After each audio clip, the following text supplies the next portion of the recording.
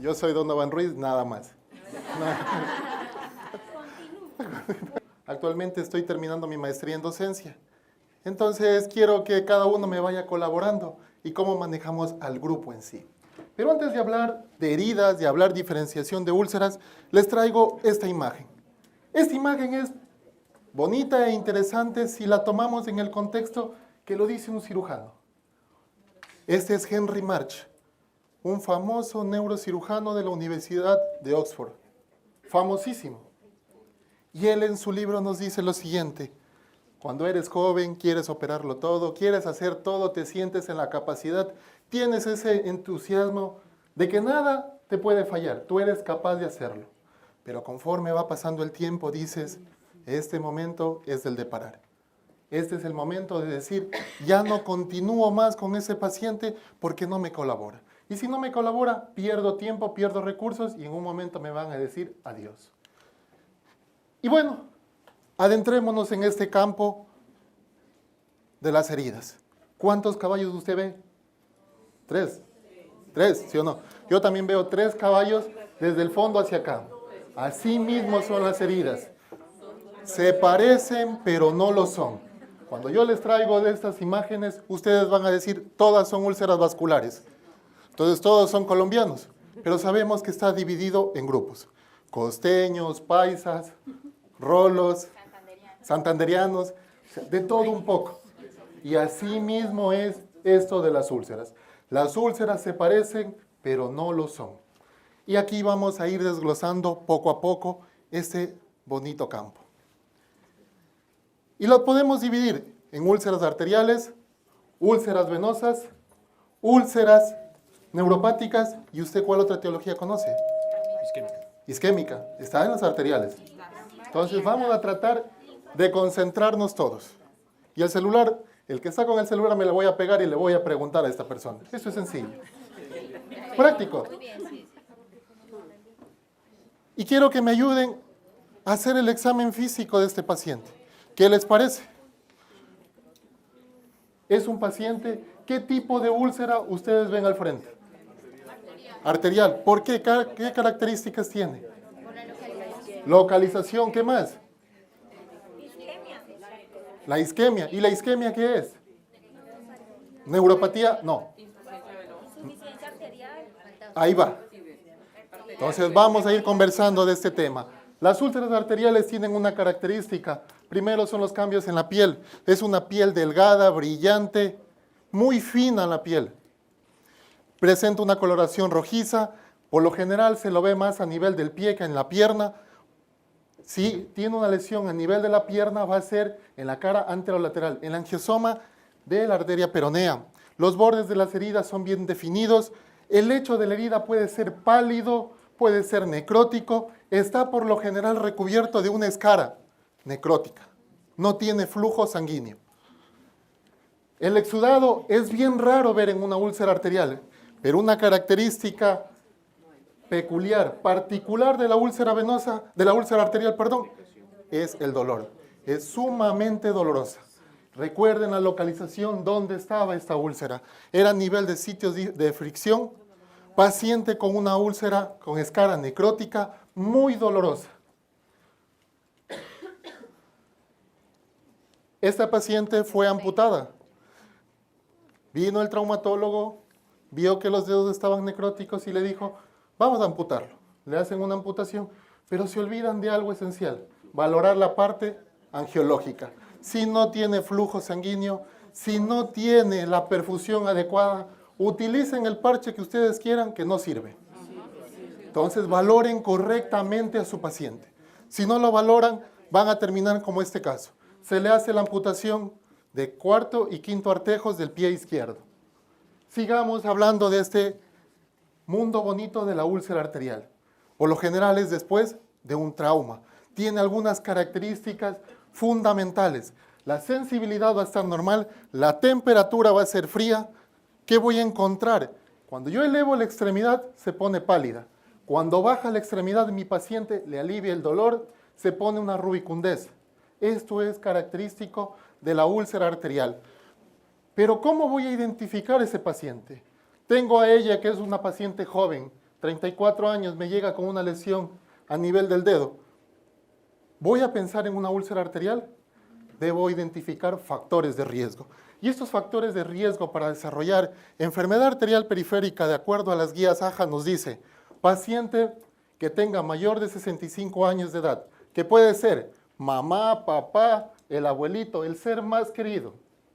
Luego viene pacientes con factores de riesgo para desarrollar aterosclerosis, como son diabetes, como tenemos tabaquismo, hiperlipidemia, hipertensión. Y de ahí los pacientes menos de 50 años, diabéticos o con tabaquismo. Hice que se le asocie un factor de riesgo para aterosclerosis adicional. El otro grupo, los pacientes que tengan problemas de aterosclerosis en otro lecho periférico, que no sea a nivel de miembros inferiores, carotidio, coronario, aneurisma de aorta abdominal. Cuando yo examino a mi paciente, debo hacerle la historia natural de la enfermedad.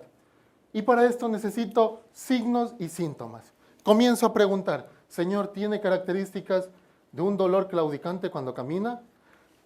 ¿Cómo están los pulsos? ¿Cómo está esa herida que voy a examinarla? ¿Qué características tiene? ¿Es una gangrena? ¿Está con una escara necrótica? ¿Es muy dolorosa? ¿Está en isquemia crítica? ¿El paciente refiere dolor? Pero al hablar de todos estos síntomas y signos, tenemos que entender cuándo un paciente tiene claudicación intermitente. Y la claudicación intermitente se refiere al dolor, molestia, calambre, entumecimiento que se presenta a nivel de los grupos musculares cuando el paciente camina. Empieza a deambular y ya tiene dolor, ya tiene molestias, ya sea en los pies, ya sea en las pantorrillas, cara posterior del muslo a nivel del glúteo. Este dolor calma en un periodo entre 5 a 10 minutos. Se exacerba al subir gradas, al subir pendientes. Pero dolor isquémico en reposo o isquemia crítica como tal, isquemia crítica se refiere al dolor isquémico en reposo más de 2 semanas que no cede a opiáceos. Usted le da el fármaco y no mejora. Utiliza fármacos de tercera línea, morfina, opioides potentes y no mejora el paciente. O la úlcera de características necróticas con antecedentes de aterosclerosis para desarrollar isquemia crítica. Y la isquemia crítica, la morbimortalidad está incrementada. Si un paciente, yo le hago una amputación, le incremento el gasto metabólico y este gasto metabólico termina en que el paciente ya no puede movilizarse correctamente a nivel de la cama. El corazón debe bombear mayor cantidad de sangre y no se muere por la amputación, se muere porque el corazón, como debe bombear mayor cantidad de sangre, trabaja más. Infarto agudo de miocardio, problema cerebrovascular. Adiós, papá o mamá. ¿Qué nos recomiendan las guías? Nos dice, si yo tengo este paciente diabético, porque la diabetes es el mal del siglo XXI. La diabetes es la madre de la aterosclerosis. Y el paciente diabético comienza a tapársele la macrocirculación. Nos dice, examinen, realicen inspección, palpación, auscultación. ¿Y por qué es fundamental palpar pulsos? Y debo saberlo categorizar. Cuando yo tengo pulsos ausentes, 0/3. Disminuidos, 1/3. Normales, 2/3. Y cuando yo tengo un pulso saltón a nivel femoral, puedo sospechar a nivel que hay una estenosis aórtica. Entonces, por eso es fundamental, solo palpando pulsos, identificar si mi paciente tiene o no tiene flujo hacia distal. Y de acuerdo a ese estudio, se demostró que la palpación de los pulsos, si yo encuentro los 4 pulsos a nivel de las extremidades, puedo descartar enfermedad arterial periférica. Pero si me hace falta uno, ya hay una probabilidad del 50%. Ahora, ¿cuál es el siguiente examen que yo debo realizar? Índice, tobillo, brazo. Índice, tobillo, brazo. Como la primera línea de elección para el diagnóstico de la enfermedad arterial periférica. La sensibilidad es baja, pero la especificidad es muy alta. Es decir, que si el paciente me sale con un índice tobillo-brazo menos de 0,9, el paciente tiene enfermedad arterial periférica. ¿Cómo se saca este valor? Es un valor numérico que se divide la presión arterial sistólica más alta de los miembros inferiores para la presión arterial sistólica más alta de los miembros superiores. Me va a dar un valor. Cuando yo tengo valores entre 1 y 1.4, normal se podría decir. Cuando hay un valor menos de 0,9, está al límite. Entre 0,9 y 0,99, al límite. Y menos de 0,9, el paciente tiene enfermedad arterial periférica. Y para categorizar lo que está grave, que está con isquemia crítica, el ITB es menos de 0,4. Pero hay una situación, que en el paciente diabético, con el paciente con enfermedad renal crónica, se da una mediocalcinosis de Mockenberg. Las arterias se vuelven como palo, duras. Y recordemos a qué es igual presión. Presión es igual, ¿a qué? A volumen por resistencias. Si yo tengo las resistencias incrementadas, me va a incrementar la presión. De tal forma que no significa que un paciente que posea un ITB mayor de 1.4 que está bien su perfusión. Debo hacer otro tipo de diagnóstico. El BCN SIT hizo unos fascículos. Estos fascículos fueron del manejo de los diferentes estadios de las úlceras como tal. Y uno de estos eran las úlceras vasculares. Y les puso dentro de los fascículos la clasificación de Fontaine y la clasificación de Rutherford. Esto de aquí es más específico para el especialista. Pero ustedes que interpreten la clasificación de Fontaine es suficiente. Por ejemplo, si yo tengo un paciente Fontaine 1, es aquel paciente con factores de riesgo, es asintomático. 2A, el paciente ya claudica, es una claudicación mínima, más de 150 metros. 2B, la claudicación es menos de 150 metros. 3, el paciente tiene dolor en reposo. Y 4, tiene úlcera o gangrena. Y para nosotros diagnosticar isquemia crítica, debemos cumplir ciertas características que se encuentren dentro del estadio 3 o 4 de Fontaine. Que tenga un índice tobillo-brazo menos de 0,4, una presión a nivel del tobillo menos de 50 milímetros de mercurio, a nivel del primer dedo del primer artejo menos de 30 milímetros de mercurio. ¿Qué voy a hacer con este paciente? Debo manejarme con un algoritmo diagnóstico. Y este algoritmo diagnóstico va, ¿tiene historia y examen físico sugerente de enfermedad arterial periférica? Si no lo tiene, busque otros diagnósticos alternativos. Pero si lo tiene, hago índice tobillo-brazo. Si me sale que está incompresible, debo realizar índice dedo-brazo. Pero si mi paciente tiene un índice tobillo-brazo anormal, menos de 0,9 y está con úlcera, amerita solicitar otro tipo de estudios para identificar la perfusión a nivel de ese lecho. Cuando yo tengo valores normales, puedo estar tranquilo. Pero en un caso de un paciente con una úlcera que a pesar de haber realizado el tratamiento adecuado, corregido factores de riesgo, no mejora, el índice tobillo-brazo no lo es suficiente. Recuerden que por la diabetes se produce una mediocalcinosis de Mockenberg y esta mediocalcinosis me puede dar un falso negativo. Es decir, me puede decir que no tiene una alteración a nivel de la perfusión sanguínea. Debo bajarme un poquito y solicitar índice dedo-brazo. ¿Qué nos dicen las recomendaciones? ¿Qué nos dicen las guías? La guía europea. El reconocimiento temprano de pérdida de tejido o la infección debe derivarse al equipo vascular para realizar una revascularización, para manejarlo holísticamente al paciente. Y volvemos a este caso clínico. Es una paciente nacida en Cúcuta que vivió en Venezuela, en la parte de Valencia. Pero por la situación actualmente que está cursando el país, va hacia mi país. Le realizan una amputación de cuarto y quinto dedo. El traumatólogo no palpó pulsos, porque estaba necrótico y estaba saliendo líquido purulento. Paciente femenina, 74 años de edad, no fumadora, expuesta a biomasa, cocinaba con leña. Tenemos factores de riesgo para que se nos tapen las arterias. Tuvo un zapato apretado que se había colocado y le causó una laceración en el primer dedo. Luego, esto de aquí se transmitió al cuarto dedo y fue el resultado que le hacen la amputación. Por supuesto, Obró bien porque había un proceso infeccioso. Pero ¿qué sucedió? Pan para ahora, hambre para mañana.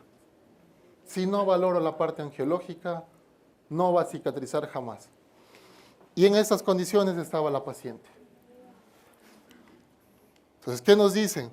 Para el salvamiento de la extremidad, la revascularización se indica que sea siempre. Y nos planteamos lo siguiente, con el paciente, control del dolor, manejo de factores de riesgo, manejo local de la herida, antibiótico-terapia, quito el desencadenante. Con esto me planteo, el paciente es candidato para la revascularización. Si es factible, ya lo vamos a conversar. Si no es factible, puede realizarse una amputación de tipo mandatoria. Pero hay pacientes que tienen lesiones a nivel de los deditos. Y uno siempre se ha preguntado, ¿todo paciente con una lesión a nivel de un dedo tiene que terminar perdiendo la extremidad? Podemos momificarlo. Entonces, de tal punto que este tipo de paciente no pueda perder la extremidad. Recuerden el gasto metabólico. A mayor amputación, más riesgo de morbimortalidad. Y como estamos en el siglo XXI, el paciente, el familiar, ya es más preparado que el propio médico, que la propia enfermera. Consultan en el doctor Google. Inmediatamente les bota el diagnóstico y le dice, tendría que hacerse un tratamiento endovascular. Pero no todo paciente va hacia allá. Debemos valorar correctamente si este paciente, cómo es la oclusión. ¿Es una oclusión corta o una oclusión larga? Factores de riesgo. Estos factores de riesgo, con mi paciente son incrementados, va para endovascular. Si los factores de riesgo están controlados, va para cirugía. Cuando usted se hace de tipo endovascular, ¿qué hacemos? Metemos un stent, pero la tubería que estaba dañada solo la estoy parchando. Tarde o temprano me hace un recoil. Pero en cambio, cuando yo cambio el conducto, cuando yo hago un bypass, me va a permitir cambiar la tubería que estaba dañada por una nueva. De tal forma que con nuestra paciente cumplía los criterios para hacer una cirugía abierta. ¿Qué le hicimos? Un bypass femoropopliteo con safena invertida. Y las guías nos dicen, nivel de recomendación 1A, realice el bypass con vena safena mayor. Se hizo limpieza quirúrgica, colocamos descarga con fieltro y este apósito milagroso. Se llama Cutimed Sorbac Siltec. ¿Eso no tienen acá o sí? No. Ya. Yo tengo en cambio Cutimed Siltec Sorbac, es decir, 2 en 1. De tal forma que me permitía manejar el lecho de la herida, había un tejido fibrinoide, utilicé un hidrogel en el lecho, me incrementó ese exudado, me ayudó a desbridar de forma autolítica, esa malla de poliuretano me atrajo las bacterias, controló con el Siltec que tiene en la parte externa el exudado. Entonces estaba feliz por ese momento. Las guías también son claras. Después de la revascularización, debe realizarse con el objetivo de cicatrización completa de heridas, llamar a la enfermera, llamar al especialista en el manejo de las heridas. No somos todólogos, debemos apoyarnos en otras especialidades. Esta era la evolución con mi paciente, seguimos colocando Cutimed Sorbac Gel. Miren la evolución. Hubo un momento que en mi paciente ya quería botar la toalla. Ya quería decir, doctor, mire el piecito cómo está. No tenían recursos. Ahora, esto lo curo en mi consulta, a nivel institucional. ¿Cómo lo manejo? Si no comprometo a la familia, yo no pierdo el tiempo. Va para amputación. La amputación no me demoro mucho tiempo. 45 minutos transfemoral, 1 hora transtibial. Y se acabó. Pero recuerden cómo incrementa el gasto metabólico, la morbimortalidad. Entonces le planteo a mi paciente, señora, van a colaborar. Y cuando uno ve que la familia está involucrada, el tratamiento va a ser exitoso. El tratamiento va a ser óptimo para ese paciente. Pero si no involucran a la familia, están perdiendo el tiempo. Están de curanderos, literal. Y sin conocimiento envases. Entonces, con este paciente, la hija me daba curando en casa. ¿Cuánto tiempo? Están preguntando. Si yo no encuentro una reducción del 50% a las 4 semanas del lecho de la herida, estoy fallando. Me regreso un paso, porque en algo me estoy equivocando. Entonces, con este paciente modifiqué la marcha a la biomecánica poniendo una descarga, un zapato postquirúrgico, manejo del lecho de la herida, control del estado metabólico de la señora. Tenía un cuadro de hiperlipidemia. La señora tenía anemia también, las proteínas estaban bajas. Luego de eso, que íbamos evolucionando con nuestra paciente, utilizamos un regenerador de piel. Se llama Cuticel Epigraph, a nivel del lecho de la herida.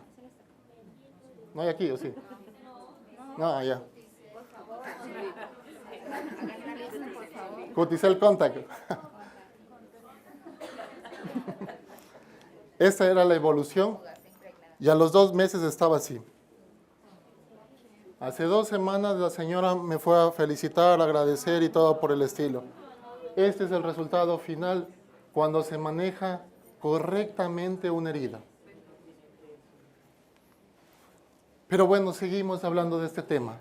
¿Qué les pareció las úlceras arteriales? ¿Son difíciles de manejar? Sí, son difíciles si no tengo el apoyo de un cirujano vascular, si no tengo el apoyo del equipo como tal, si no involucro a la familia. Si ustedes tienen una úlcera arterial muy dolorosa y saben que el paciente no les colabora, no colabora la familia, no colabora el cirujano vascular, están perdiendo el tiempo. Podemos manejarnos de la siguiente forma. Solo que el paciente esté ya en paliativos con curaciones para que no se emane un exudado incrementado, para que ese paciente se sienta que su muerte va a ser digna. Pero si no, si ustedes quieren cicatrizar completamente y no tienen flujo sanguíneo, no hay el cuidado de la familia, están perdiendo el tiempo. Yo tengo pues algo que decir al respecto y es que, pues perdón un momentico. Mejor. De pronto no sé si pasa ya en Ecuador, pero acá en Colombia no hay cultura de salvamento externo. Entonces eso va desde el cirujano. Uno puede contratar tratar de abogar por el paciente para conservar esa extremidad, pero sí definitivamente quien define tratamiento es el ortopedista y si ellos creen que es mejor hacer amputaciones, pues ahí uno se queda corto. Tienen toda la razón. Lo mismo pasaba en mi país. Bueno, en mi institución. Entonces llegaba el paciente, ya les voy a mostrar un caso clínico. Van a quedar con esa espinita. Entonces lo típico que era entrar a amputar y se acabó. Y ese paciente no cicatrizaba, se demoraba, íbamos la técnica del chifle o del salchichón. Primero el dedo, luego el antepié, del antepié transtarsal, luego transtibial, no cicatrizaba, transfemoral. Y pobre paciente, de lo que ingresó medio contento, los ojitos así. Ahora, ¿cómo se pueden ganar el espacio con conocimiento? Para aprender de cura avanzada de herida, yo no aprendí de un médico. Los médicos no sabemos curar, seamos sinceros. Jamás nos enseñan en la universidad. Yo como cirujano, yo soy cirujano vascular. Esto poco o nada tocan mis compañeros. Pero yo tengo 2 días que literal tengo tiempo suficiente para poder hacer ese chiste. Manejo de heridas. Porque de ahí el resto del tiempo tengo que operar aneurismas, tengo que operar glomus, hacer bypass. Cuando me toca mi semana de llamada traumas y un sinnúmero de cirugías de tipo vascular.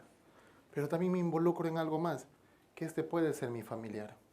Y si es mi familiar, no me gustaría que termine en esta situación amputado. Entonces, la enfermera, con conocimiento, así como se han ido ganando el espacio, como ya montaron clínica de heridas, muchas, poco a poco. Va a ser una lucha fuerte, pero sí lo pueden lograr. En España las enfermeras vienen y le jalan de las orejas al médico y le dicen, mira, revascularízamelo. Así era. Entonces, poco a poco van a ir ganando espacio. Ya tenemos un doctor cirujano que está inmiscuido en esto de las heridas y así van a ir ganando espacio ustedes. Siga luchando. Y ahora, este tipo de úlcera, ¿se acuerdan? Se parecen, pero no lo son. ¿Qué le parece? Venosa. Ya, perfecto. ¿Por qué es venosa? Por el tejido. Por el tejido me dicen. ¿Qué más? El color. Muy bien. ¿Qué más? Ubicación. Perfecto. Los bordes. La piel. La isquemia. No hay isquemia. Ya. Por la ubicación no, porque puede ser de las dos. Perfecto. Entonces aquí viene. Cambios de la coloración. Esa hiperpigmentación que se va a encontrar. La localización, por lo general, es en la pierna, en calcetín. Los bordes de la herida son irregulares. Tiene abundante exudado. Una escara en una úlcera venosa es bien rara encontrar. Puede haber, pero es bien raro. El olor, poco frecuente. Solo cuando está infectado tiene mal olor. Dolor en la úlcera, poco común. En infección, la úlcera duele. En úlcera mixta, duele. Antecedentes de trauma, poco raro. El edema si hay, la sensibilidad, la temperatura, los pulsos están presentes. El paciente, la parte arterial en la úlcera venosa netamente es normal. ¿Y cómo se da esta situación? Tenemos factores de riesgo y esos factores de riesgo son hereditarios, factores de riesgo como la obesidad, tipo de trabajo, sedentarismo, la edad. Conforme se incrementan los años, la deambulación se limita. De tal forma que el paciente, lo que caminaba 1 kilómetro, 2 kilómetros, ya camina 200 metros, 2 cuadras y pare de contar. Adultos mayores. Por eso las úlceras venosas lo vamos a encontrar con mayor frecuencia en adultos mayores. El género también es un factor de riesgo. Las mujeres, para desarrollar problemas venosos, por la utilización del taco, por los embarazos, tienen más riesgo de desarrollar problemas venosos. Estadios C1, C2. Pero cuando ya llegamos a la edad de 65 años, esto se equipara. Inclusive el hombre se incrementa para estadios C4, C5, C6. Esto de aquí nos va a desarrollar disfunción a nivel de la bomba muscular, disminución de las fuerzas de cizallamiento, voy a tener incompetencia valvular, produciendo hipertensión venosa. Esta hipertensión venosa produce un flujo capilar disminuido, adherencia de los leucocitos a la pared de la vena, de tal forma que se da adhesión, rodamiento, diapedesis, ocasionando daño a nivel de la pared de la vena, degradación de la válvula, aumentando un reflujo crónico. Cuando yo tengo problemas en la microcirculación, mi paciente ya tiene síntomas, porque hay la fuga de macromoléculas como fibrinógeno, como glóbulos rojos, voy a encontrar la salida de beta-2 microglobulina. Todo esto, ¿qué me hace? Que me dé síntomas. El paciente va a tener edema, el paciente que ya se dio la fuga de glóbulos rojos, que se dio la degradación de los glóbulos rojos de la hemoglobina, del grupo en hemosiderina, vamos a encontrar esa pigmentación negruzca.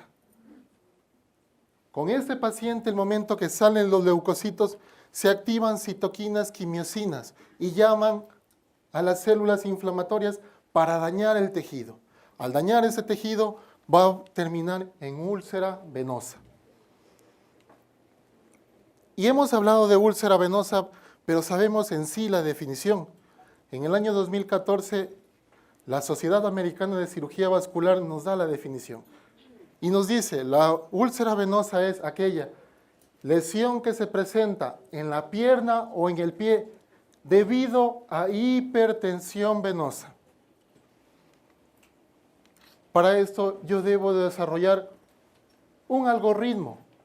Debo desarrollar una estrategia para llegar al tratamiento o el diagnóstico adecuado. Primero, historia clínica del paciente. ¿Qué nos dicen las guías? Realice lo que aprendieron. Inspección, palpación, auscultación de su paciente con problemas venosos. Cuando hacemos la inspección, hágalo poner de pie y hágalo acostar al paciente. De pie para ver la dilatación a nivel de los miembros inferiores, esas varices que se ven como chorizos, dilatadas en las extremidades. Y cuando yo lo pongo de cúbito supino acostado, para palpar pulsos. No se olviden de palpar pulsos. Es fundamental. Cuando un paciente no encuentra pulsos, recuerden, solo la falta de uno tiene una probabilidad del 50% de decir que hay un problema arterial. Luego, identifico el tipo de herida, dónde está, qué características tiene, cómo están los bordes, está doloroso, la cantidad de exudado. No les doy sobre el time porque lo vamos a conversar en la siguiente conferencia. Y les voy a traer algo novedoso. ¿Qué nos dicen las guías? El examen físico debe siempre ir buscando venas varicosas o cambios a nivel de la piel. Y aquí está la clasificación del CEAP. Esta clasificación del CEAP, cuyas siglas significan C, clínica, E, etiología, A, anatomía, P, fisiopatología. Nos vamos a enfocar solo en la letra C. C0, pacientes con factores de riesgo. C1, toditos. Pacientes con telangiectasias, con venas reticulares y donde se encuentra la mayor cantidad de personas. C2, venas mayor a 3 milímetros. Pero aquí se ven medio feas esas gráficas, ¿no?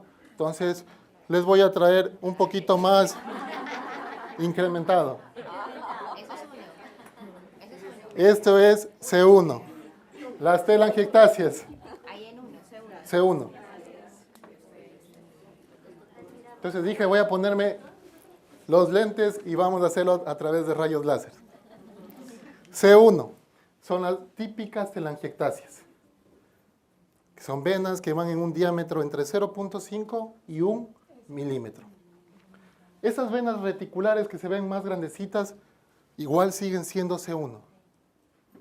Y van entre 1 a 3 milímetros. Recuerden, venas reticulares, venas, las arañitas, las telangiectasias, son C1. C2 son venas mayores de 3 milímetros.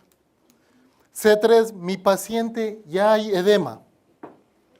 C4, mi paciente tiene cambios tróficos y se subdivide en C4A y C4B. C4A, dermatitis ocres, piel con eczema. C4B, hay una lipodermatoesclerosis. Está el cuello en botella. C5, una úlcera cicatrizada y C6, una úlcera activa. ¿Sí entendieron? ¿Tienen alguna pregunta hasta ahí? Pregunte. Si el paciente ya fue clasificación inicial C6 Ya. y la úlcera ya cerró, ¿esa cicatriza C6 o pasa a C5? Pasa C5. Pasa a C5. Pasa a C5. Pero espérenme un ratito que ya le doy el manejo. Luego de esto debo llegar al diagnóstico. Y para objetivizar que mi paciente tiene úlcera venosa, ¿qué debo hacer? Demostrar que hay hipertensión venosa. Y para demostrar que hay hipertensión venosa, ¿qué necesito? Ecodoppler color. Eso es actualmente el gold estándar. Antiguamente era flebografía. Actualmente ecodoppler color. Valoro con mi paciente sistema venoso superficial, sistema venoso profundo, el de las perforantes, el de las comunicantes. Y de acuerdo a esto digo, tiene un problema venoso, tiene hipertensión venosa. La causa de esta úlcera es por problema venoso. Pero sin olvidarnos de lo fundamental, palpar pulsos. No se olviden de palpar pulsos, de realizar índice tobillo-brazo. Si este paciente tiene un índice tobillo-brazo alterado, contraindicación absoluta para colocar vendaje. Pero no solo es realizarle al paciente índice tobillo-brazo, no solo es realizarle al paciente el eco, también tenemos que objetivizar esta patología, cómo nos llega a nosotros. Y para esto se hizo la validación del score de severidad clínica, en la cual reúne los parámetros, dolor, venas varicosas, la utilización de la osteocompresión, que si este paciente tiene úlcera, el tiempo de la úlcera, las características, si está inflamada, está indurada, y si yo tengo un valor mayor de 7, amerita intervención quirúrgica. Con este paciente yo lo realizo el momento que le veo, la primera vez. Y cuando termino el tratamiento, lo vuelvo a aplicar para decirle, mire, así vino, así está. ¿Cuándo es el momento oportuno de referir al cirujano vascular? Pacientes con venas primarias recurrentes que tengan úlcera venosa, que tengan úlcera venosa cicatrizada, que mi paciente tenga una vena sangrante, que esté con varicorragia. Ese es el momento para yo mandar al cirujano vascular. ¿Y por qué va a ser fundamental? Cuando yo tengo una úlcera venosa cicatrizada, para evitar la recurrencia. No olvidar, tener siempre presente. Mi paciente, estoy sospechando en úlcera de tipo venoso. ¿Qué debo hacer? Historia clínica completa. No se olviden del paciente, hacer un eco, palpar pulsos, ver la parte arterial, clasificarlo de acuerdo al CEAP. Si ustedes cogen y llaman, ni sabes, tengo un C6, ya todos vamos a saber que es una úlcera activa. Luego de eso, educar al paciente. Si hay patología arterial, primero se revasculariza para mejorar el flujo sanguíneo y evitar la amputación. Y luego de esto hablamos del tratamiento. Y el tratamiento se basa en 3 pilares. Una, que va a ser el tratamiento estándar, la elastocompresión, la cirugía y el flebotónico. Pero sin olvidarnos de manejar el corazón de este triángulo, de estas 3 bolitas, como es la herida. El momento que yo valoro la herida, debo identificar si hay signos y síntomas sugerentes de celulitis. Si hay esto, con el paciente, debo iniciar antibiótico-terapia para cubrirme gram positivos. Con mi paciente, cuando están infectada la herida, no utilice antibióticos tópicos. Se los da de tipo sistémico. El desbridamiento quirúrgico va a ser fundamental. No le tengan miedo al bisturí. Pero en caso de tenerlo, podemos hacer un desbridamiento de tipo autolítico. Cutimed Gel, excelente. Lo coloco durante 48 horas, disminuyo el proceso inflamatorio con antibiótico terapia, manejo el hecho de la herida y en 48 72 horas, vendaje multicomponentes. Y algo más, sin olvidarnos la utilización de apósitos de cura avanzada y la utilización de una bota de una para formar sistemas de compresión. Y de acuerdo a esto tenemos que si yo tengo un paciente con una escara seca, ¿qué puedo utilizar? Tengo hidrogeles, colagenasas.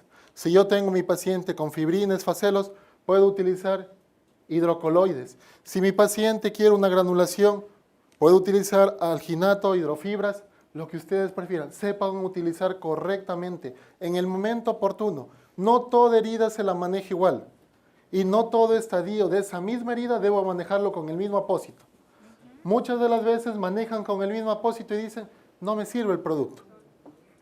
¿Y por qué no les sirven? Porque no saben combinarlos, no saben utilizar en el momento adecuado. IBCN City como tal tiene una gama de productos que a mí me ha ido muy bien, la verdad. Para tenerlo claro, ambiente del paciente, ambiente de los servicios terapéuticos, ambiente de la curación. Esto es un triángulo. Para lograr manejo de la piel alrededor, ver cuán costo efectivo es la evaluación integral y sistémica. Y el momento que me dirijo hacia la herida, me planteo desbridamiento del tejido, epitelización de los bordes, control del exudado, manejo de la inflamación de la infección para preparar el lecho de la herida. Y recuerden algo, que las heridas son como las plantas. Si yo a una herida le pongo mucha agua o a una planta le pongo demasiada agua, ¿qué sucede? ¿Qué pasa si yo tengo una herida seca o una planta que jamás le pongo agua, a excepción del cactus? Se muere. Igualito ocurre. Entonces debo manejarme en un ambiente fisiológico. Por eso es el concepto de curación avanzada de heridas. De ahí viene la elastocompresión, que es el gol estándar para el tratamiento de la úlcera venosa. ¿Y por qué es fundamental la elastocompresión? Porque aumenta el flujo sanguíneo, disminuye la éstasis venosa, reduce el reflujo a nivel de las venas patológicas, reduce la presión venosa, la hipertensión venosa, acelera el flujo sanguíneo en la microcirculación. De tal forma que me incrementa el drenaje linfático, mi paciente, esas sustancias nocivas que se estaban acumulando, desaparecen y produce el proceso de cicatrización. La recomendación, en estadios C5, C6, utilice elastocompresión. Su pregunta, jefe. Cuando yo tengo un paciente que estuvo en estadio C6 y me bajo a C5, debo colocar elastocompresión para disminuir la recurrencia. ¿Con qué presión? De 30 a 40 milímetros de mercurio. Ahora yo les voy a decir algo. Y cuando hagamos el taller de elastocompresión se van a dar cuenta. Pónganse ustedes elastocompresión 30 a 40 milímetros de mercurio. Pónganle a un paciente obeso, viejito, que agacharse nomás le duele.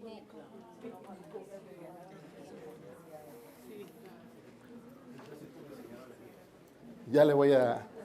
Hoy día en el taller de elastocompresión lo vemos. ¿Cómo desarrollaron las guías? No, está muy bien. ¿Sí? Porque, ¿qué nos hemos metido en la cabeza? Que la terapia de compresión solo son medias. No es así. La terapia de compresión va más allá. Y en la tarde la vamos a desglosar. Entonces, la terapia de compresión para incrementar la tasa de cicatrización de las úlceras. Este año, el Foro Venoso Americano y la Sociedad Americana de Cirugía Vascular nos dice, nivel de recomendación 1, calidad de evidencia. Recomendamos la compresión como la principal modalidad terapéutica de las úlceras venosas. Debe colocarse elastocompresión. Y aquí estamos haciendo sistema de compresión en un paciente, corrigiendo el cilindro con Siltec. Esta es una venda muy buena que no tienen aquí ustedes, se llama Comprilan, es de igual de BCN Medical. Muy buena, es un vendaje de tracción corta. Aquí haciendo el vendaje correspondiente. Las guías igual, nivel de recomendación 1A. Pero la monjita oreja y me dice, tenga, no haga eso. No le dé, no le coloque en pacientes que tengan un ITB menos de 0,5. En pacientes que tengan una presión segmentaria a nivel del tobillo menos de 60, porque puedo causar un daño. Ahora, ¿qué hago con este tipo de pacientes? Cuando no puedo darle elastocompresión, utilizo flebotónicos. ¿Y por qué también es fundamental utilizar los flebotónicos? Porque disminuyen el proceso inflamatorio. Cuando ustedes utilizan la elastocompresión, Jobs, Ulcer Care como tal, es una de las alternativas correspondientes, adecuadas y óptimas, cuando yo he corregido la deformidad de la extremidad y quiero manejarlo de forma ambulatoria a mi paciente. Porque me ayuda en el proceso inflamatorio, incrementa el drenaje linfático, aumenta el retorno venoso. Y es como una bomba que desaparece todo esto. Para recordar y tenerlo siempre presente, mi paciente lo revalúo semanalmente. ¿Cómo está el edema? ¿El exudado está controlado? Sí, perfecto. ¿La deformidad de la pierna está controlado? Puedo utilizar un kit de medias. Y para esto, Ulcer Care es una alternativa. Pero si mi paciente está con una deformidad de la pierna, tiene un edema importante, siga utilizando el sistema de compresión. Seguimos hablando de esto. Seguimos hablando del tratamiento de la úlcera venosa. Y ese tratamiento de la úlcera venosa puedo utilizar los famosos flebotónicos. En la naturaleza existen 4 derivados que me permiten incrementar el retorno venoso, como son las gamma-benzopironas, las alfa-benzopironas, extractos de otras plantas que me ayudan en el tono venoso, inhiben la recaptación de noradrenalina a nivel de la pared de la vena, inhibiendo la catecol metiltransferasa, de tal forma que la noradrenalina que está a nivel de la pared de la vena hace que el tono esté fuerte, que no esté débil, blandengue. Incrementa el retorno venoso. ¿Para qué más me ayuda? Las fibras nocioceptivas me las inhibe, aliviando el dolor, disminuyendo, atenuando la actividad inflamatoria, atenuando la adhesión de los leucocitos a la pared de la vena, de tal forma que atenúa la degeneración de la válvula. Cuando nosotros utilizamos el flebotónico más la elastocompresión, el nivel de recomendación es 1B. Y es efectivo a nivel del proceso inflamatorio, de la hipertensión, de aliviar signos y síntomas. Y bueno, aquí viene lo de la cirugía. Así como el hombre fue evolucionando, el cirujano vascular también quiso evolucionar. Comenzamos con bisturí, laparoscopía, espuma y hasta tener nuestro propio láser. Entonces, ¿por qué es fundamental realizar la cirugía con el paciente? Con este paciente yo disminuyo la recurrencia al tratar las venas perforantes, la vena que está dañada y que está ocasionando este problema de hipertensión venosa. El año anterior salió un estudio, se llama el estudio EBRA. Este estudio EBRA, publicado en el New England, nos dice que se realiza cirugía con úlcera activa. Se tiene la úlcera activa, se puede operar al paciente. Yo lo opero al paciente. Yo al paciente no estoy esperando, yo le hago 3 curas. A la 4ª cura programo cirugía y lo entro a operar, dependiendo del espacio quirúrgico. Hago los chequeos y con úlcera activa lo opero al paciente. Le hago ablación por radiofrecuencia de la parte proximal, del tercio proximal de la pierna hasta el tercio medio, hago varisectomías y en la parte distal, para no lastimar esa piel que está muy frágil, hago escleroterapia coguiado. De tal forma que mi paciente cicatriza más rápido. Lo indicado con elastocompresión más el flebotónico es que me cicatrice en un promedio de 6 meses. Pero cuando hago este tipo de técnica a las 4 o 5 semanas, úlcera cerrada. Y aquí, ¿qué nos dice? Recomendamos la compresión como tratamiento adyuvante para la ablación venosa superficial para la prevención de la recurrencia de la úlcera venosa. Ustedes, su paciente, lo trataron, cerraron la úlcera, no tienen el cirujano vascular aliado, el amigo que les ayude inmediatamente. Utilicen elastocompresión. El índice de recurrencia a un año es del 28%. Póngale en elastocompresión. Pueden utilizar medias, porque la pierna ya no está deforme. Soliciten la ayuda del familiar. Y luego hablamos de úlceras neuropáticas. ¿Hasta aquí alguna pregunta? ¿Nadie? Úlcera venosa está clarísimo. Y en el taller veremos lo del tema de las deformidades, cómo hacer... Sí. Porque Tú dices que C5 y C6 son las operables, ¿verdad? No. ¿No? No. ¿A qué punto? Ya, muy buena pregunta. ¿C5, C6 operables? No. C5, C6 es el estadio desastroso de la insuficiencia venosa crónica. El paciente, el momento oportuno para mandarlo es desde estadio C2. Entonces, el paciente con estadio C2 aplico igualmente el score de severidad clínica. Tiene mayor de 7, amerita cirugía. Hay muchos pacientes que le hacen el eco y el eco sale con reflujo de la safena. Es un tipo de shunt bicariante, en el cual no hay síntomas, no hay signos, no hay varices, y solo es el eco que está dañado. En este paciente no amerita cirugía, porque estamos operando ecos y no pacientes. estos pacientes que la ecografía es normal tienen úlceras. Ya, aquí hay un problema, y esto me pasa también en mi establecimiento. Tienen el eco normal o también han sido operados y tienen úlcera. Toca rastrear sobre la úlcera porque ahí puede haber una perforante. Yo tengo una señora que se la había abierto y es la 3ª vez. Entonces me la pasan a mi consulta, le repetimos el eco y tenía una perforante en consultorio coguiado.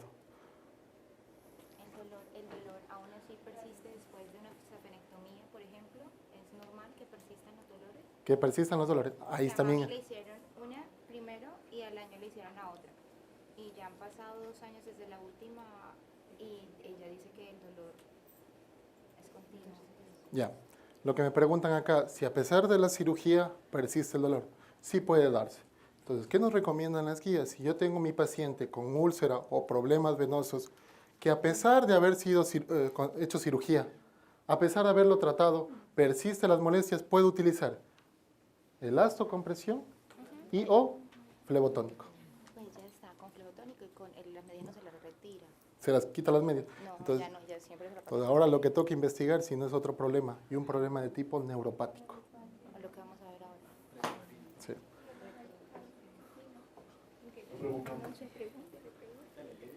¿Qué técnica utiliza para el cálculo del índice tobillo-dedo? Brazo No lo van a dedo, enseñar. Índice- cuando el paciente tiene úlceras. Índice dedo-brazo. Índice dedo-brazo, Ya. índice, y también tobillo-brazo cuando el paciente tiene úlceras. ¿Cómo hace? ¿Cómo hago? Bueno, si el año anterior dimos el taller sobre índice tobillo-brazo. Entonces, este taller de índice tobillo-brazo explicamos cómo hacemos cuando tenemos úlcera. Con mi paciente le pongo, ¿se han visto lo que venden en el supermercado? Ese plástico para envolver las carnes. Ya. No utilizo el Steri-Drape, porque para mí la úlcera venosa es una úlcera contaminada o una úlcera sucia, o una herida sucia como tal. Entonces utilizo ese plástico del mercado. Protejo el lecho de la herida para que no se me manche el tensiómetro. Y de ahí le insuflo. ¿La técnica cuál es? 2 a 3 centímetros por encima de la línea intermalleolar. Eso es lo que utilizo. Tapo la herida. Igual, la úlcera venosa yo lo curo con guantes limpios. Jamás utilizo guantes estériles. Nunca. Úlcera venosa. En úlceras crónicas me manejo así. En úlcera aguda, siempre guantes estériles. Eso fue un paradigma que yo rompí cuando fui a estudiar en España. ¿Por qué? ¿Por qué? Porque la herida está contaminada. La herida está infectada. Y en muchas oportunidades usted lávese correctamente las manos y verá. Y todos mis pacientes yo los manejo así y le voy a traer otros casos clínicos. Pero hay una pirámide de guantes que nos dice cómo utilizar los guantes y en qué momento, donde pues raro que esté contraindicado con lo que nos está diciendo. Ya. Porque la pirámide de guantes a nivel internacional contraindica y aclara claramente en qué momento se deben utilizar. Cuando yo tengo una úlcera crónica que está infectada, ¿usted qué hace utilizando guantes estériles? Solo contéstese. O sea, contéstese. Está la úlcera. Más podrido que el guante no va a estar. Ya, vamos a otra situación. El día de ayer la jefe comenzó a hablar acerca del agua potable. En el año 2010 sale una revisión sistemática.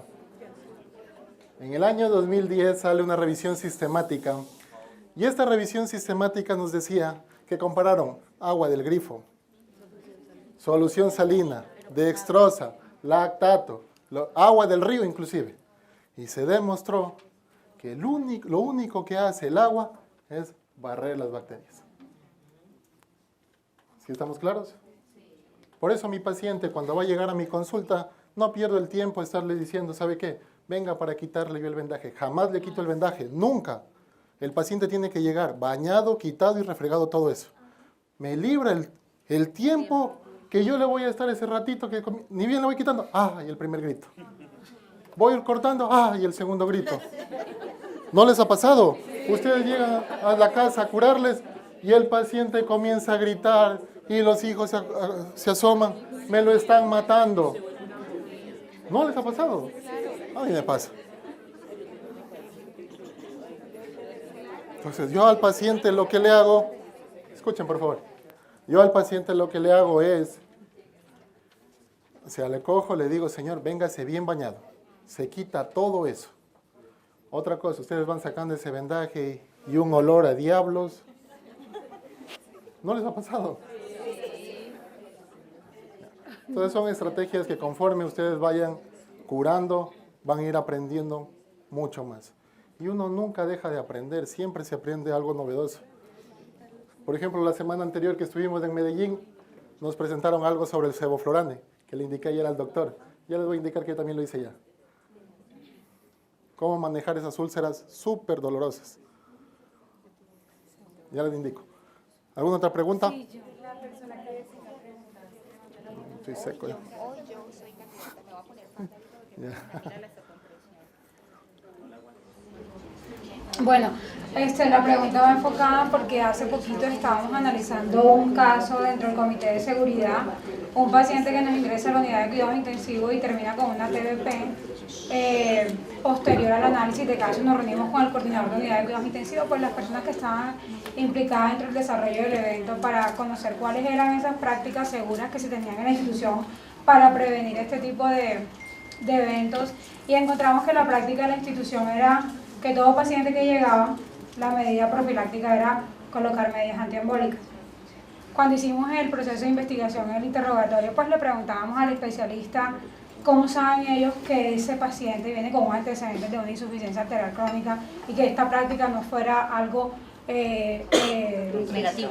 Pues sí, que implicar un riesgo. Yo no, de hecho, de ahí salió un análisis retrospectivo, se va a hacer de todos esos pacientes que hemos tenido hospitalizados, investigar qué ha pasado posterior a esa práctica con esos pacientes, porque nosotros dijimos, bueno, si esa es la práctica segura, el paciente al fin terminó con una TBP, se amplió estancia con cubrimiento PHD para colocación de anticoagulante en casa, pero ¿qué pasó con esos otros pacientes donde no hicimos una práctica adecuada? Ya. Es un tema muy bonito. Yo trabajo también para una empresa en mi país y doy esos temas de tromboprofilaxis y TBP para Pixaban. Entonces vamos a conversar del tema y es muy bonito y interesante. Entonces cuando yo tengo un paciente, si tengo tiempo o no, me salgo del tema, no pasa nada. Ya, nos vamos a plantear tres cosas. La tríada de Virchow. En el año de 1854 el profesor Virchow nos trae esta loca idea y nos dice: recuerden que existe la hipercoagulabilidad, recuerden que existe la lesión endotelial, la éstasis venosa. Un paciente que ingresa a un establecimiento, todo debe ser aplicado de acuerdo a las guías 2018 publicadas en el mes de octubre por la Sociedad de Hematología Americana. Nos dice que todo paciente que ingresa a un establecimiento debe realizarse el protocolo de tromboprofilaxis, valorando el riesgo de TBP, valorando con mi paciente el riesgo de sangrado. Y de acuerdo a esto, va para tromboprofilaxis. Ahora, el paciente no solo es venir y lo veo, está en terapia, porque también hay un chiste muy típico de los usiólogos. ¿Dónde pierde un billete de $100 un usiólogo? ¿Sí han escuchado esto? Ya, debajo del paciente, jamás lo toca. Sí, debajo del paciente, nunca lo toca. El que lo toca es la enfermera. Ellos ven solo las constantes, el monitor, la gasometría y se acabó. Y la placa. ¿Me equivoco? Ya, ¿quién trabajó en UCI? Por aquí yo escuché. Ya, ¿me equivoco? Todo hace la jefe, todo hace la enfermera. Entonces, a ver, ¿qué sucede? Con este paciente yo debo valorarlo completamente. Debo palpar pulsos, ver las condiciones del paciente. Factores de riesgo para tener cierto cuidado con mi paciente. Porque una de las contraindicaciones es una isquemia crónica que afecta a la extremidad para la colocación de elastocompresión. Pero si no puedo ponerle elastocompresión, viene mi paciente que debo aplicar el fármaco el fármaco sistémico subcutáneo. Entonces, para esto, para decidir cuál va y cuál no, se aplica el score de Caprini. O puede ser el score de Improve.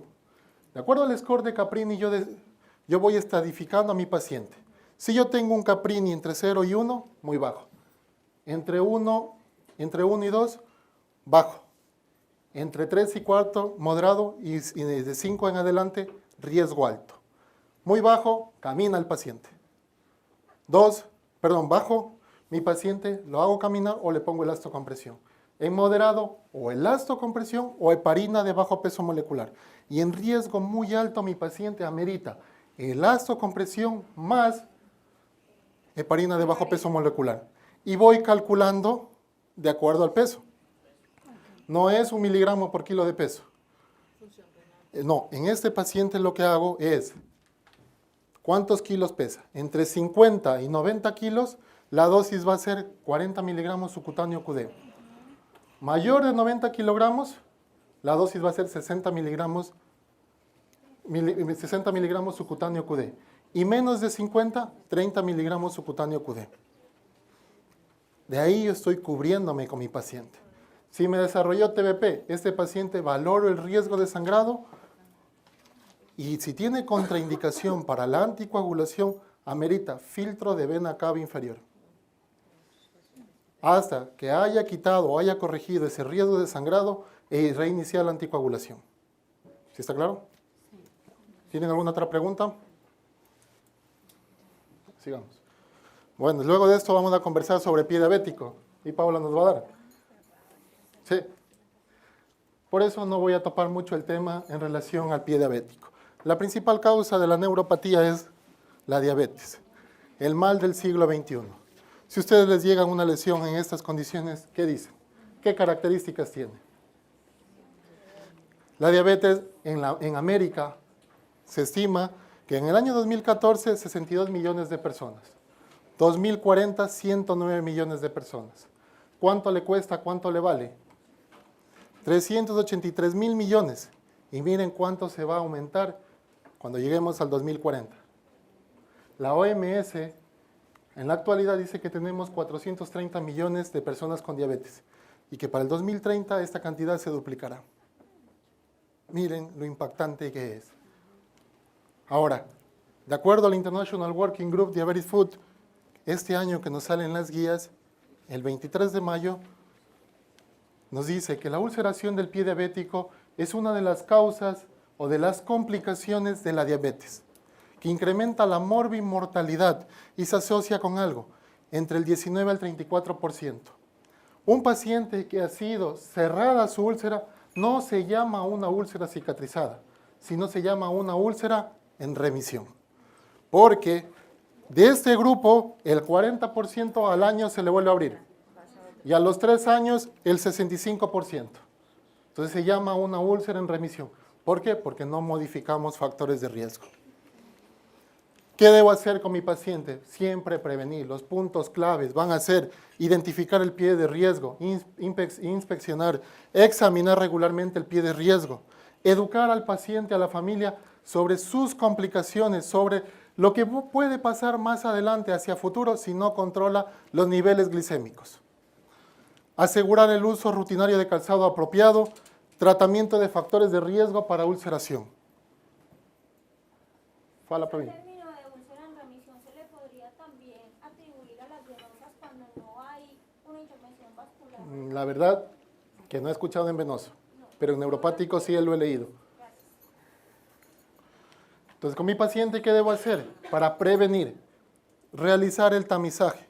¿Qué nos recomiendan las guías SADA 2019? Nos dicen que si un paciente diabético tipo 2 nos llega a la consulta, la primera vez diagnosticado, yo debo realizar valoración de la parte neurológica, valoración de la parte vascular.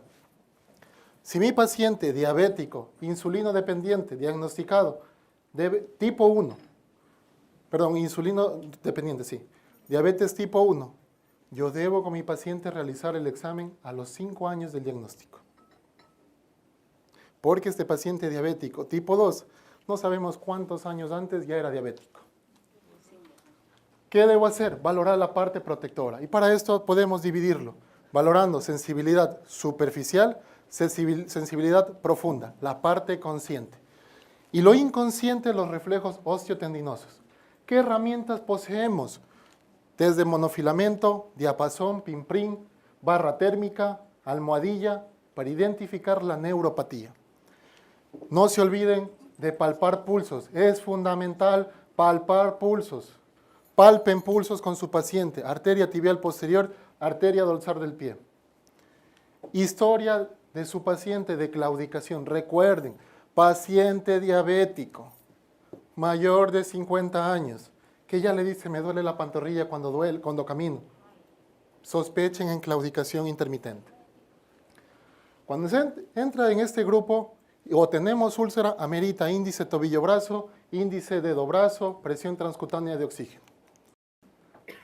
Y el International Working Group nos da una clasificación. Aún no ha desarrollado úlcera, se está en un pie de riesgo. Entonces, ¿qué pasa con mi paciente?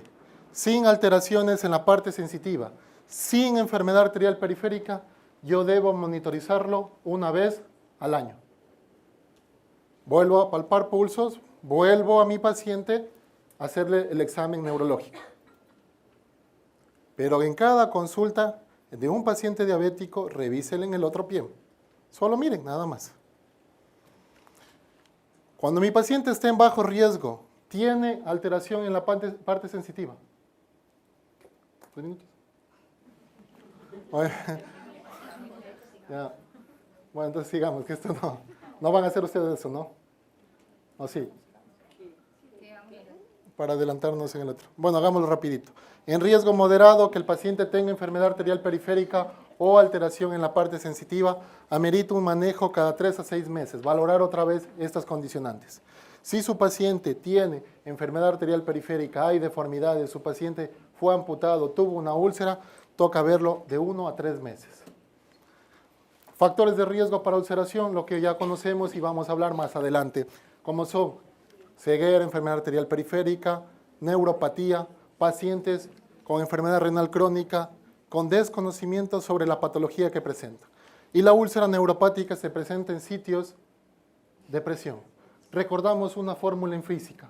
¿A qué es igual presión? Presión es igual a fuerza sobre área, siendo la presión inversamente proporcional al área. Es decir, a menor área, mayor presión. Y en el paciente con neuropatía ocurre algo. Se da una contracción sostenida de los músculos extensores, de los músculos flexores, un atrofio, debilitamiento de los músculos intrínsecos. ¿Y qué me hace? Pie cabo, pie equino, pie supinador. Es decir, un pie valgo. Y en estadios más avanzados, cuando yo tengo un paciente con una neuropatía o unos niveles de glicemia incrementados, mal controlados, pero mal plan, me puede desarrollar un pie de Charcot, una neuroartropatía de Charcot. Con esto, mi paciente voy a encontrar los sitios de hiperpresión. Voy a tener dedos en garra, dedos en martillo, onicogrifosis, onicomicosis, la deformidad franca. ¿Qué debo hacer? Valorar la parte neuropática, identificar si hay compromiso arterial, ver si no está infectada, porque todo esto puede terminar en amputación. ¿Qué nos dicen las guías? ¿Qué es un pie diabético?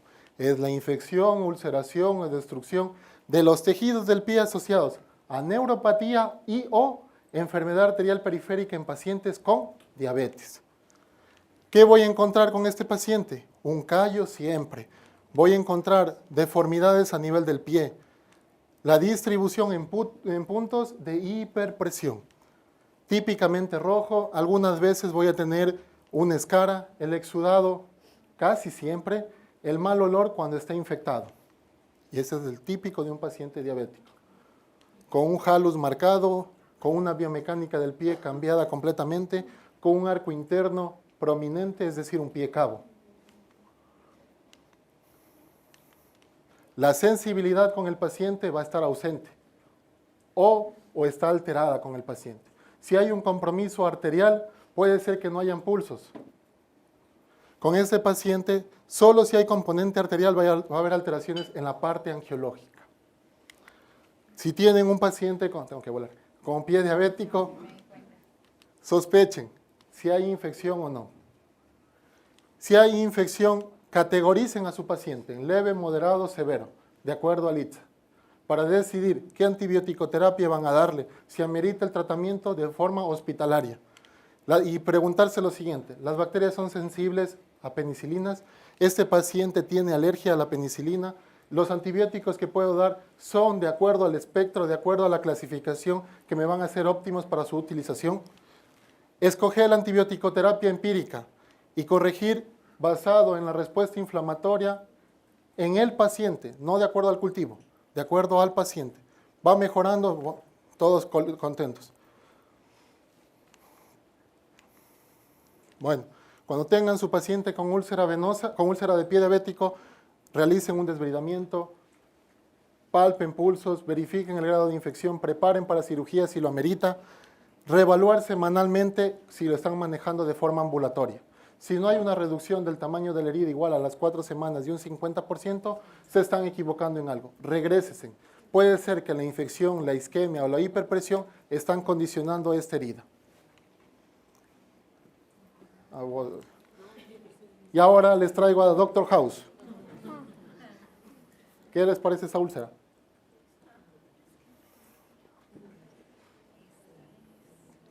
Rapidito, ¿quién?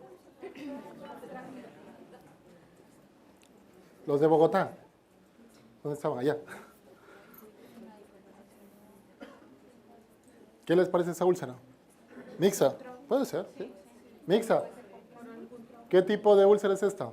Paciente femenina, 78 años de edad, con antecedente de hipertensión arterial. Verán. Eso, Marta Aurel. Ustedes no son, ¿cómo les puedo decir? Clarividentes. Si no saben la historia clínica, ustedes les pueden mandar la foto que les envíen, que ustedes no van a saber nada. Yo les puedo decir cualquier tipo de úlcera ahí. Esta es una úlcera de Martorell, una paciente con la presión mal controlada, con una diastólica sobre 120. ¿Qué manejo debo dar? Manejo del hecho de la herida y control de la hipertensión arterial. Si ustedes van y tocan esa herida, el paciente pega un grito terrible. ¿Se dan cuenta? Deben saber la historia clínica, deben conocer el origen. El tratamiento ya es lo de menos. ¿Cuál es el origen? ¿Cuál fue la causa de esta úlcera? Y esta.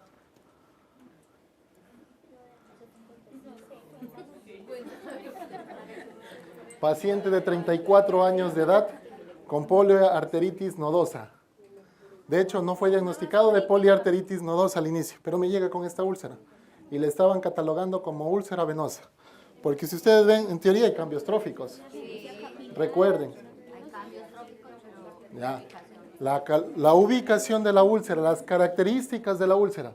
Una úlcera venosa casi nunca es, primero, tan circunscrita. Segundo, es un exudado incrementado. La escara, ustedes casi no la ven, por el exudado que hay. Entonces, este paciente lo que tenía era una vasculitis. Y esta, úlcera venosa. Parece úlcera venosa, 58 años de edad. Fue un paciente que le apareció como una pústula, luego se hizo pápula, y de ahí fue progresando. Pero hay cambios tróficos. Fue un pioderma gangrenoso. Y de hecho un colega lo estaba manejando. Y lo manejaba como úlcera venosa. Y eso pasa a toditos. Entonces, ¿qué pasa en la úlcera venosa que me faltó decirles? Si ustedes igual no tienen una reducción del 40% a las 5 semanas de la utilización del elastocompresión hecha correctamente, regresen, soliciten biopsia. Se hace una biopsia en pastel y eso hicimos. Tengo una amiga oncodermatóloga que trabaja en mi establecimiento y al contarle que estuvo manejado de esta forma, hicimos una biopsia en pastel. El tratamiento no es de uno solo, es de varios, de los servicios involucrados para mejorar ese tipo de paciente. ¿Qué le hicimos? Biopsia. Se encontró infiltrado neutrofílico, leucocitario a nivel de la piel. Miren, aquí está. Y el pioderma gangrenoso es una dermatosis neutrofílica, donde el tejido se enoja, comienza a producir lesiones y puede estar asociado en su mayoría de veces por enfermedades autoinmunes. Enfermedad de Crohn, puedo tener con mi paciente amiloidosis, un sinnúmero de patologías. Inclusive puedo encontrar poliarteritis, puedo encontrar una arteritis de vasos grandes. Takayasu puede estar con este paciente. Entonces, ¿qué se hizo? Iniciamos glucocorticoides. Prednisona, cetioprina y miren el parchecito. Ya lo que decía el día de ayer, Carlos. No desenvuelvan la torunda. Yo sí lo hago. Yo sí lo hago. O sea, si no hay, toca. Saco ese acetato, lo boto y ahora sí abramos. Y ahí fui manejando el hecho de la herida. Lo boto, claro. ¿Para qué? El cabello, ¿no? Entonces fuimos manejando este paciente, fuimos manejando la herida. Recuerden que el manejo es, primero, inmunosupresor, manejo local de la...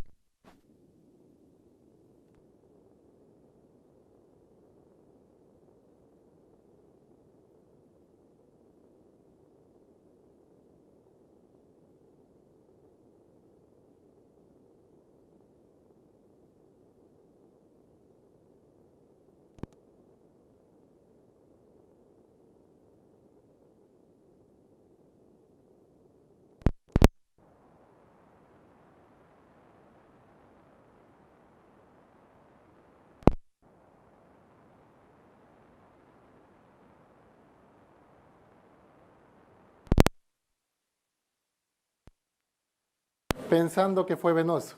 Recuerden eso, si no mejora a las 4 semanas, regresen, hagan biopsia, soliciten a su médico que les realice una biopsia. Y el tratamiento inmunomoduladores. Conclusión, para terminar, y esto es lo que vamos a conversar más adelante. Para la úlcera venosa, el tratamiento terapia de compresión. Para evitar la recurrencia, cirugía. Si quieren cerrar más rápido, cirugía más elastocompresión más flebotónico.